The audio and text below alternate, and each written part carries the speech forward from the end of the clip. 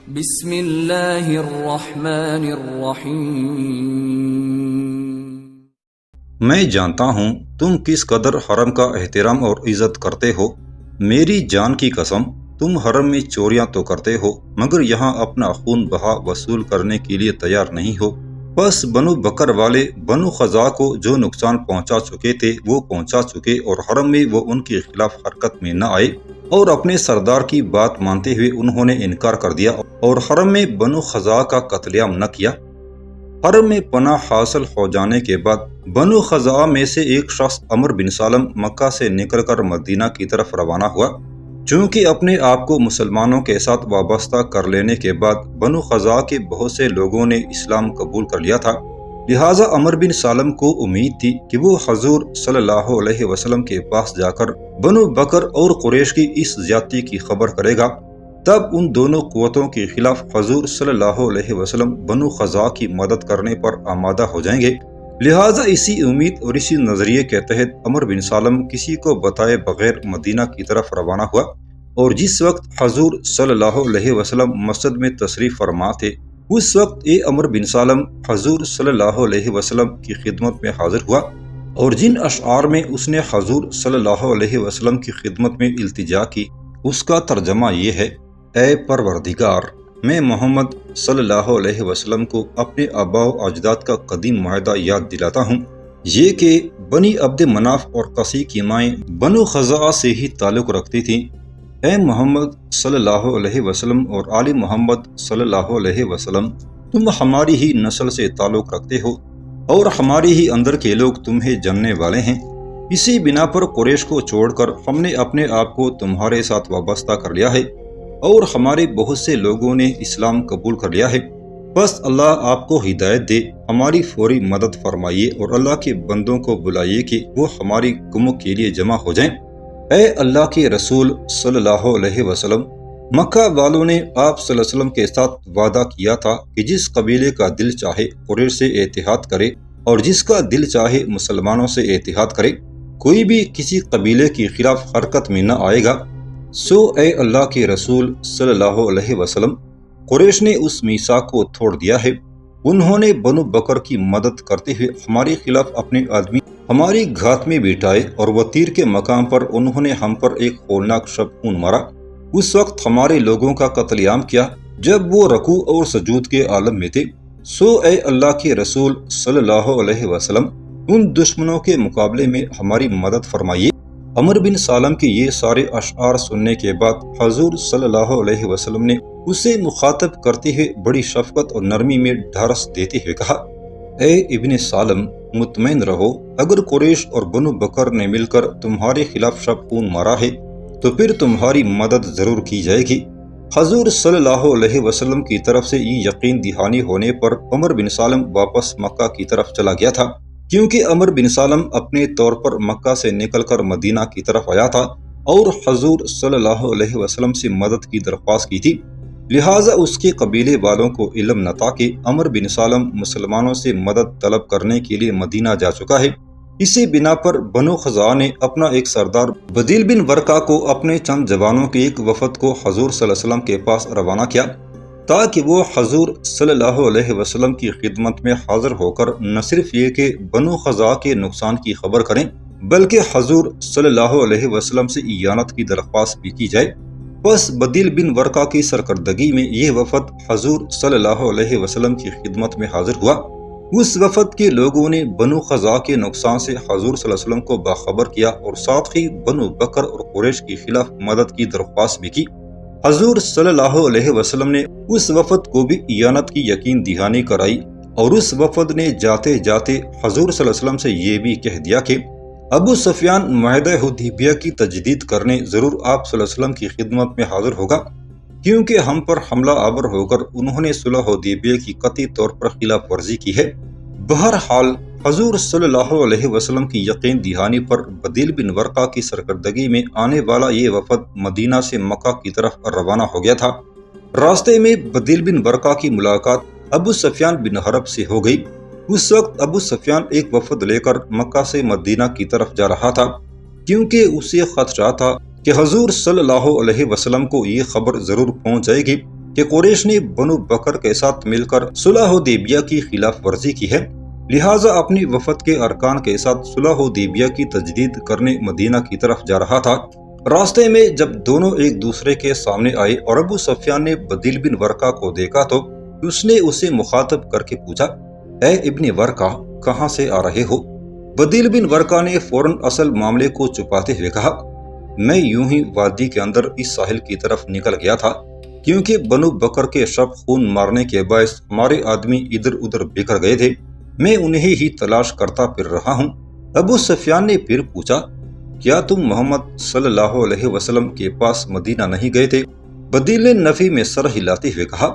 ہرگز نہیں، میں مدینہ نہیں گیا۔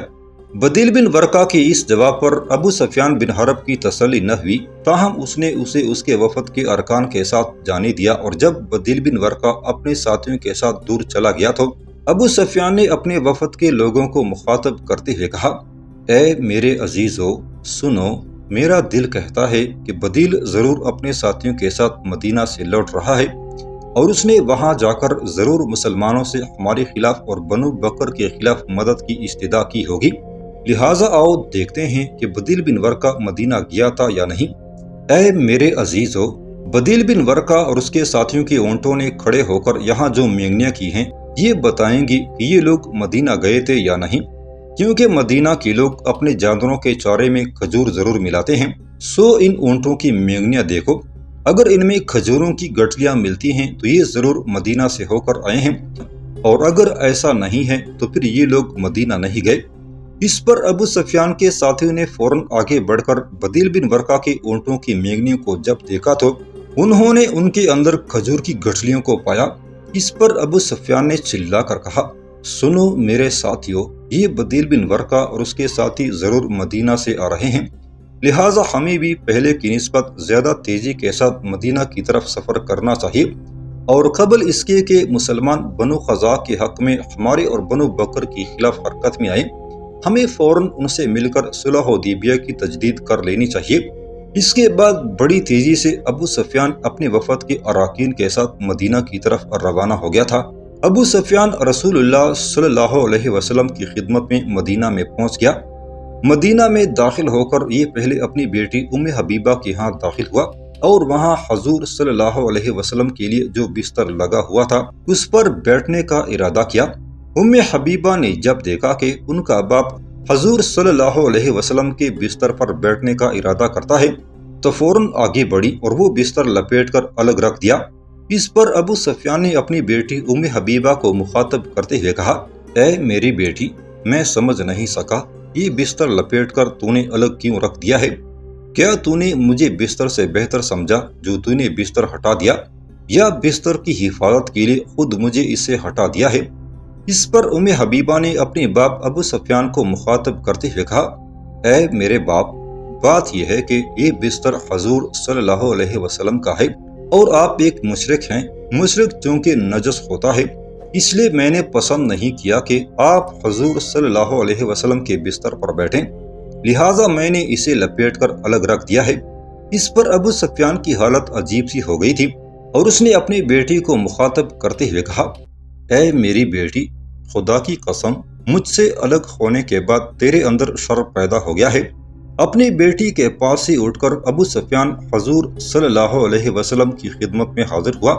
اور جب اس نے حضور صلی اللہ علیہ وسلم سے گفتگو کرنا چاہی تو آپ صلی اللہ علیہ وسلم نے اس کی کسی گفتگو اور کسی سوال کا جواب نہ دیا۔ تب ابو سفیان وہاں سے اٹھ کھڑا ہوا اور ابو بکر صدیق کی خدمت میں حاضر ہوا، اور جو باتیں اس نے حضور صلی اللہ علیہ وسلم سے کی تھی وہی ان سے بھی کی۔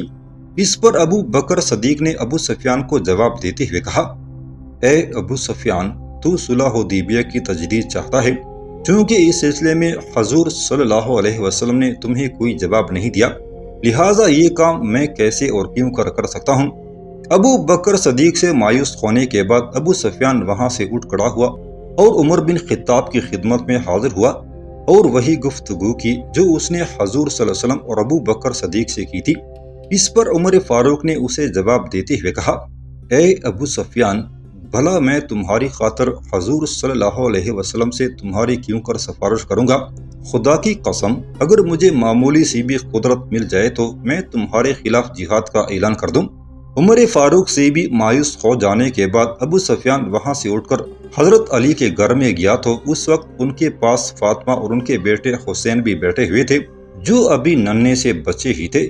ابو سفیان نے علی کو مخاطب کر کے کہا، اے علی،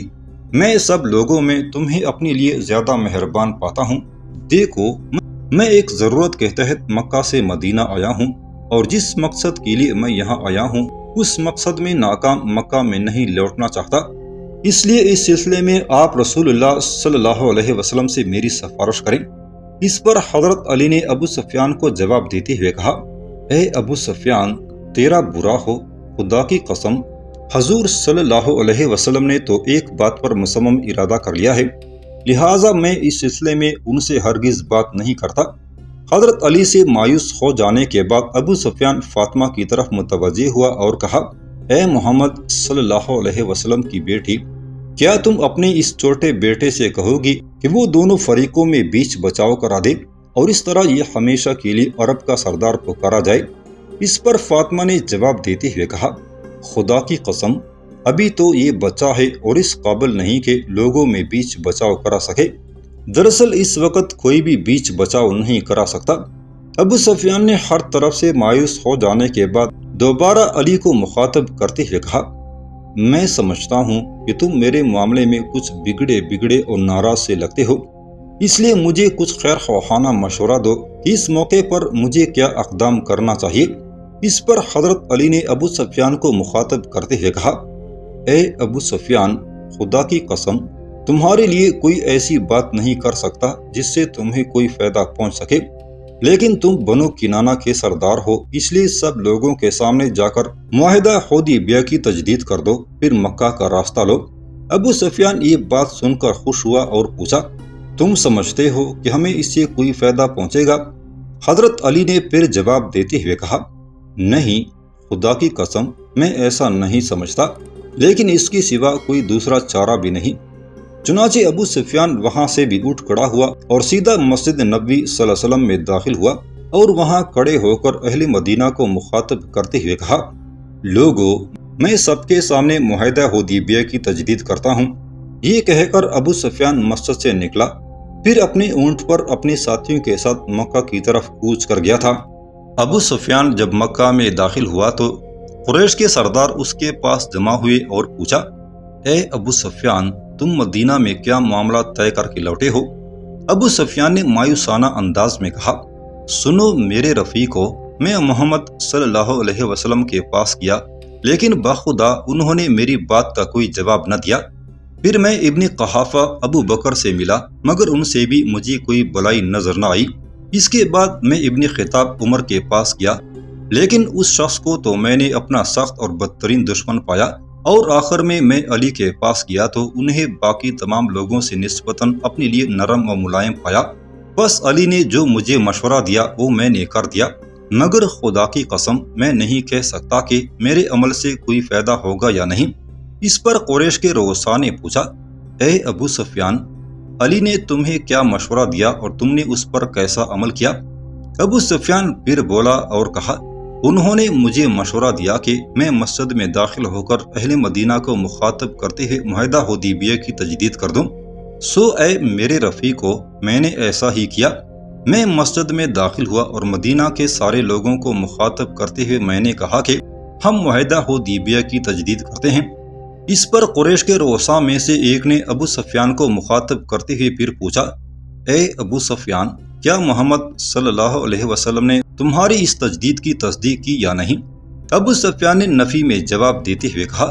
انہوں نے میرے اس اعلان کی تصدیق نہیں کی۔ تب اس سردار نے سخت لہجے میں ابو سفیان کو مخاطب کرتے ہوئے کہا، ابو سفیان، تیرا برا ہو، خدا کی قسم یہ شخص تو تم سے کھیل کھیل گیا، جو تم کہہ کر آئے ہو اس سے تو کوئی نتیجہ برآمد نہ ہوگا۔ اس پر ابو سفیان نے مایوسانہ انداز میں کہا، خدا کی قسم اس کے سوا میرے پاس کوئی چارہ کار بھی نہیں تھا۔ دوسری طرف حضور صلی اللہ علیہ وسلم نے لوگوں کو تیاری کا حکم دے دیا تھا، لیکن لوگوں پر یہ ظاہر نہ کیا تھا کہ لشکر کس طرف روانہ ہوگا اور کس کے خلاف لشکر کشی کی جائے گی۔ تاہم آپ صلی اللہ علیہ وسلم نے اپنے اہل خانہ سے بھی سامان تیار کرنے کے لیے کہہ دیا تھا۔ اسی اسنا میں ایک روز ابو بکر اپنی بیٹی عائشہ صدیقہ کے ہاں داخل ہوئے۔ انہوں نے دیکھا کہ عائشہ حضور صلی اللہ علیہ وسلم کی سفر کی تیاری میں مصروف تھی۔ اس پر ابو بکر نے بڑی جستجو اور تعجب سے اپنی بیٹی کو مخاطب کرتے ہوئے پوچھا، اے میری بیٹی، کیا تمہیں حضور صلی اللہ علیہ وسلم نے تیاری کا حکم دیا ہے اور تم ان کے لیے تیاری کر رہی ہو؟ اس پر عائشہ نے کہا، جی ہاں، آپ بھی تیاری کیجیے۔ اس پر ابو بکر نے پھر دریافت کیا،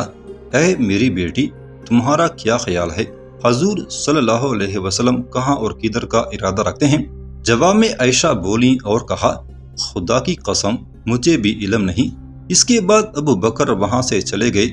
پھر چند ہی روز بعد حضور صلی اللہ علیہ وسلم نے سب لوگوں کو مخاطب کرتے ہوئے فرمایا،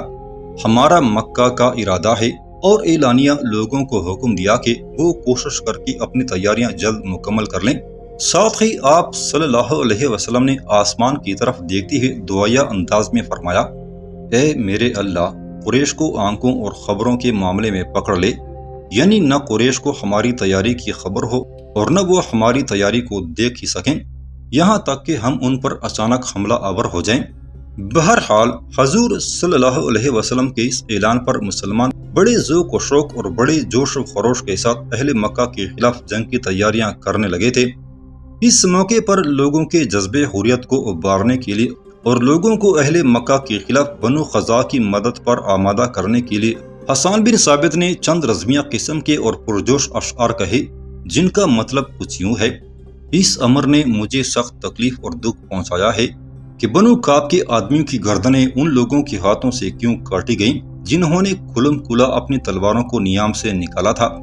حالانکہ میں اس وقت فتح مکہ میں موجود نہ تھا،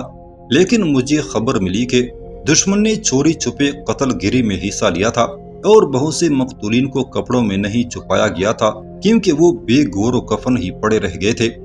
کاش مجھے کوئی بتاتا کہ آیا سہیل بن عمر کے خلاف میری چھوٹی بڑی مدد پہنچی ہے یا نہیں، اور سفیان بن امیہ ایک مامر اونٹ کی طرح ہے جو اپنی باریک آواز سے روتا ہے۔ بس اب اس جنگ کا وقت آ گیا ہے۔ اے اکرمہ بن ابو جہل، اب تو ہم سے معمون نہیں رہ سکتا۔ جب جنگ کے تھنوں سے خالص دودھ نکالا جائے گا اور دانت چباتے چباتے ٹیڑے ہو جائیں گے تو تم بھی امان میں نہ رہ سکو گے، اور اب ہم سے گھبرا کر بھاگنے کی کوشش نہ کرو۔ ہماری تلواریں وہ ہنگامہ کریں گی کہ جس سے تمہارے دانت کٹے ہو جائیں گے۔ حضور صلی اللہ علیہ وسلم نے جب لوگوں پر کھلے عام یہ واضح کر دیا کہ ہم مکہ پر چڑھائی کرنے والے ہیں تو مدینہ کے اندر ایک غیر معمولی حادثہ پیش آیا، اور وہ یوں کہ صحابہ میں سے ایک صحابی حاتب بن بلقا تھے جو اکیلے اسلام قبول کر کے مکہ سے مدینہ کی طرف ہجرت کر چکے تھے، جبکہ ان کے بیوی بچے ابھی تک دار اسلام میں داخل نہیں ہوئے تھے اور مکہ میں ہی تھے۔ انہوں نے سوچا کہ جب مکہ پر چڑھائی ہوگی تو یقیناً ان کے بیوی بچوں کو جنگ کے دوران تکلیف ہوگی، اس لیے کہ یہ ابن بلقا مکہ کے کسی قبیلے سے تعلق نہیں رکھتے تھے بلکہ باہر سے آ کر وہاں آباد ہو گئے تھے۔ لہٰذا ان کا خیال تھا کہ ہر قبیلہ اپنے اپنے لوگوں کی حفاظت کرے گا، جبکہ ان کے بیوی بچے ہر قسم کی حمایت اور مدد سے محروم رہ کر بے کسی اور لاچارگی کی موت مارے جائیں گے کہ ان کا تو وہاں کسی قبیلے اور خاندان سے تو تعلق ہی نہیں تھا۔ لہٰذا انہوں نے ارادہ کر لیا کہ وہ کفاران مکہ کو ایک خط لکھ کر پہلے سے اس حملے سے متنبع کر دیں گے کہ فلاں وقت پر مسلمان تم پر حملہ آور ہونے والے ہیں، تاکہ اہل مکہ ان کا یہ خط پڑھ کر ان کے ممنون ہو اور ان کے بیوی بچوں کو ہر طرح کے نقصان سے بچا کر رکھیں۔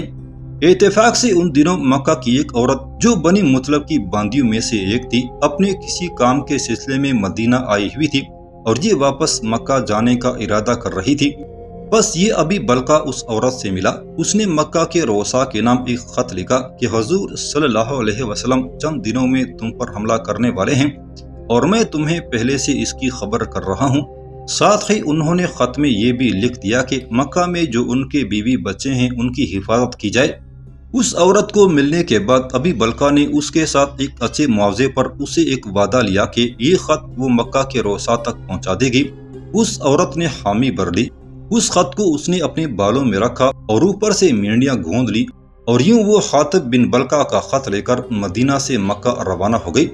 اسی دوران حضور صلی اللہ علیہ وسلم کو وحی کے ذریعے حاطب بن بلقا کی خط اور اس عورت کے متعلق بتا دیا گیا تھا جو خط لے کر مدینہ سے مکہ کی طرف روانہ ہوئی تھی۔ وحی کے ذریعے علم ہونے کے بعد حضور صلی اللہ علیہ وسلم نے علی بن ابی طالب اور زبیر بن عوام کو پوری تفصیل بتانے کے بعد اس عورت کے تعاقب میں لگا دیا کہ اس عورت کو پکڑو اور ہر صورت میں اس سے وہ خط لے کر آؤ جو حاطب بن بلقا نے مکہ کے روسا کے نام لے کر حملے کی پہلے سے اطلاع کر دی ہے۔